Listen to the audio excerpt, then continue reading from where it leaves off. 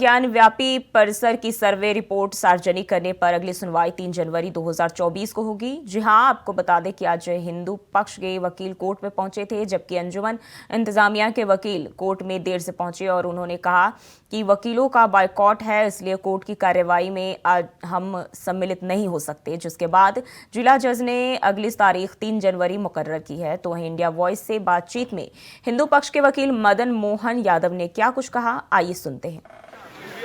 वाराणसी के ज्ञान व्यापी प्रकरण मामले में आज एएसआई की रिपोर्ट सार्वजनिक करने को लेकर जिला अदालत में सुनवाई थी, लेकिन ये सुनवाई टल गई और अगली तारीख जो है 3 तारीख की नियत की गई है, जब 3 जनवरी को दोबारा से सुनवाई होगी।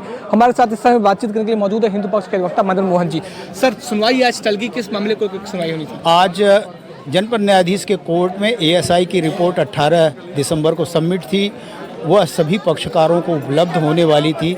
उसको पीडीएफ के रूप में या फिर हार्ड कॉपी उपलब्ध करा के हमारे न्यायाधीश महोदय उसको व्यवस्था देने वाले थे, परंतु आज कार्य बहिष्कार था चुनाव के नाते अधिवक्ताओं के।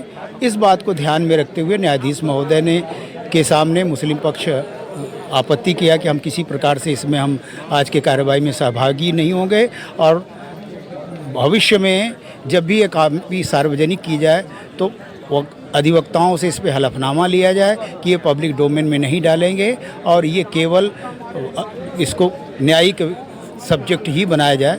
इस बात को सुनते हुए मुस्लिम पक्ष चूँकि आज की कार्यवाही में सहभागी नहीं हुआ, तो न्यायाधीश महोदय ने अगली 3 जनवरी की तिथि नियत की है। उसी दिन व्यवस्था देंगे कि किस रूप में इसको क्या ईमेल, पीडीएफ या हार्ड कॉपी के रूप में सारे अधिवक्ताओं को उपलब्ध कराई जाए जो पक्षकार हैं। तो उस दिन की हमें प्रतीक्षा है। ईमेल को लेकर भी बात सामने आ रही कि ईमेल के द्वारा रिपोर्ट रिसीव करने की बात थी। क्या यही एक पक्ष है, एक बिंदु है जिस पर दोनों पक्ष सहमत है, हिंदू पक्ष या मुस्लिम पक्ष? इसमें क्या फ़र्क पड़ता है? आप उपलब्ध कराए चाहे जिस भी तरह से, लेकिन 10 अगस्त का सुप्रीम कोर्ट का एक आदेश हमने निर्गत किया और कहा कि उस बहस के दौरान किसी भी प्रकार से माननीय सुप्रीम कोर्ट ने नहीं कहा था कि इसकी कॉपी किसी प्रकार से लीक न किया जाए, पब्लिक में न दिया जाए। चूँकि एएसआई सरकारी संस्था है, उसकी कोई भी कार्रवाई के संदर्भ में जानने का अधिकार पब्लिक को है, जनता को, मीडिया को है। तो मेरा तो मानना है कि वो पब्लिक किया जाए और सबको सार्वजनिक किया जाए, और इस बात को ध्यान में रखते हुए 3 जनवरी को अब देखते हैं इस पर क्या व्यवस्था। साल बदल जाएगा, क्या लगता है नए साल में खुशखबरी मिलेगी हिंदू पक्ष को? अवश्य, तब तक रामलला विराजित हो रहे हैं और ये भी हमारी कारवां आगे बढ़ रहा है। और बाबा विश्वनाथ कृष्ण जन्मभूमि का याचिकाकर्ता भी हूँ मैं, यहाँ पे अधिवक्ता हूँ। तो आशा है कि ये भी हिंदुओं का जो सदियों का तितिक्षा, प्रतीक्षा और संताप था, उसका समाधान होगा। हर हर महादेव। धन्यवाद।